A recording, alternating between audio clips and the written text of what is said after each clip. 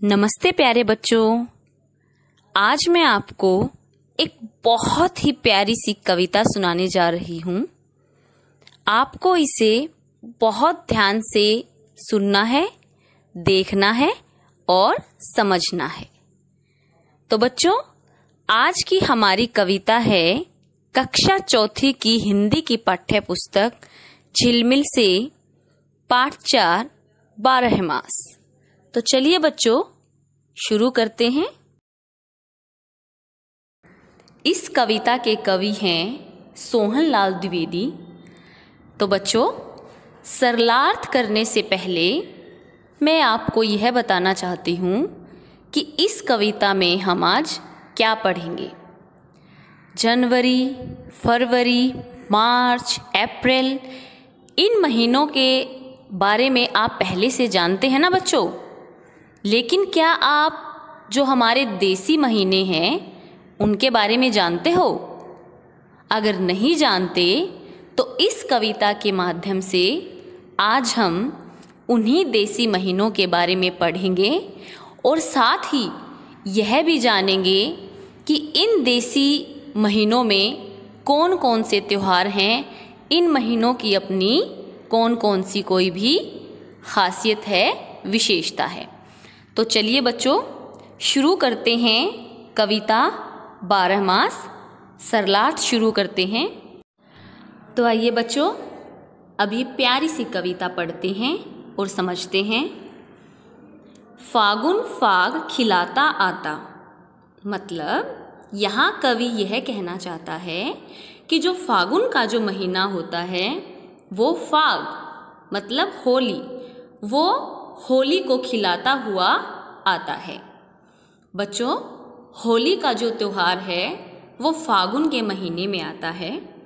चैत चांदनी को छिटकाता, और जो चैत्र का जो महीना है वो चांदनी को छिटकाता मतलब चारों तरफ बिखेरता है बसंत बैसाख बुलाता, और जो बैसाख का महीना है वह बसंत को बुलाता है। कहने का तात्पर्य है कि बैसाख के महीने में बसंत ऋतु आती है और चारों तरफ हरियाली छिटकी होती है। जेठ आम का पना पिलाता, जेठ के महीने में आम का रस सबको अच्छा लगता है। आप सब खुश होकर आम खाते हो। तो जेठ में जो है वो गर्मी की ऋतु होती है, तो जेठ आम का पना पिलाता। जेठ में जो है, जेठ के महीने में आम का रस खूब सारा पीने को मिलता है आषाढ़ पानी बरसाता। आषाढ़ का जो महीना होता है वो खूब पानी बरसाता है, मतलब आषाढ़ का जो महीना होता है वो वर्षा ऋतु का महीना होता है बच्चों। इसमें खूब सारी बारिश होती है। सावन झूले खूब झुलाता, और सावन में बहुत सारे झूले डाले जाते हैं। आपको याद होगा बच्चों कि जो तीज का त्योहार है वो कौन से महीने में आता है? सावन के महीने में। चारों तरफ झूले डले होते हैं, बच्चे बड़े सभी खूब झूला झूलते हैं। तो यह सब सावन के महीने में होता है। फिर आगे चलते हैं। भादो नदी ताल भर जाता, दशहरा कुवार ले आता। भादो नदी ताल भर जाता कि भादो का जो महीना होता है उसमें बारिश के पानी से नदियाँ और तालाब भर जाते हैं। दशहरा कुवार ले आता। कुवार के महीने का एक दूसरा नाम भी है आश्विन। ठीक है बच्चों। तो दशहरा कुवार ले आता कि दशहरा जो त्योहार है वो आश्विन महीने में आता है। आश्विन का जो महीना है वह दशहरे के त्योहार के साथ आता है। कार्तिक दिवाली चमकाता, और हमारी दिवाली जिसे हम बड़ी धूमधाम से मनाते हैं प्यारे बच्चों, वह कार्तिक के महीने में आती है।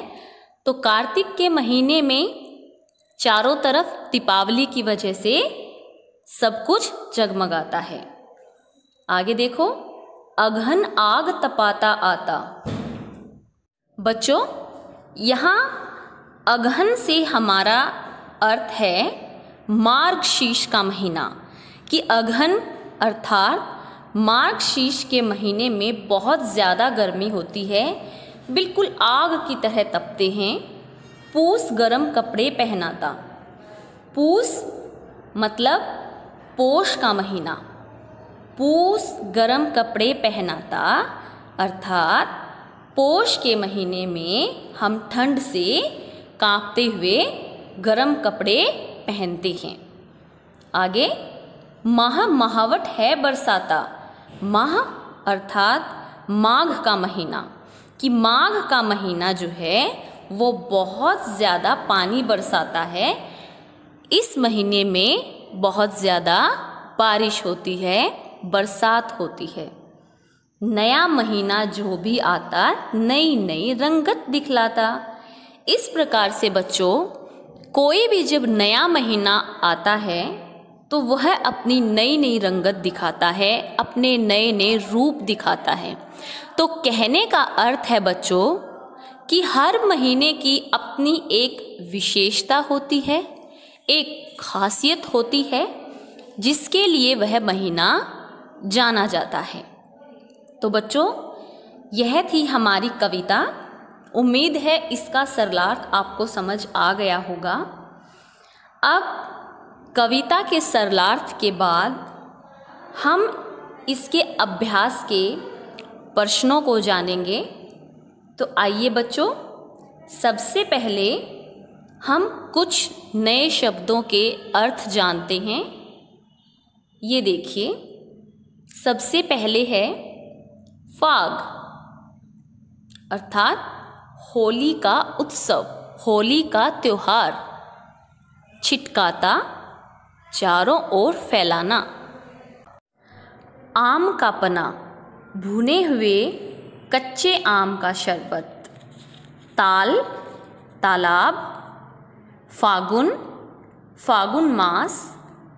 अगहन, मार्गशीर्ष। पूस, पोष। कुवार, आश्विन मास। महावट, माघ मास की वर्षा। तो देखा बच्चों, इस कविता से हमने आज कुछ नए शब्द जाने हैं। तो अब हम दूसरे अभ्यास की तरफ बढ़ते हैं। देखिए बच्चों, यहाँ हमें बताना है कि इस कविता में किन किन देसी महीनों के नाम आए हैं, उन्हें यहाँ हमें क्रम से लिखना है। तो बच्चों, जब मैंने आपको यह कविता पढ़ाई तो वहाँ पर सभी देसी महीनों के नाम हमने पढ़े। तो बस फिर क्या करना है, उन्हीं महीनों के नाम लेकर पढ़कर हमें यहाँ लिखने हैं। तो आइए एक बार सभी देसी महीनों के नामों को हम यहाँ फिर से दोहराते हैं। चैत्र, बैसाख, ज्येष्ठ, आषाढ़, श्रावण, भाद्रपद, आश्विन, कार्तिक, मार्गशीर्ष, पोष, माघ और फागुन। तो बच्चों, ये तो हुए हमारे देसी महीनों के नाम। अब अगले अभ्यास में हम कुछ प्रश्नों के उत्तर जानेंगे।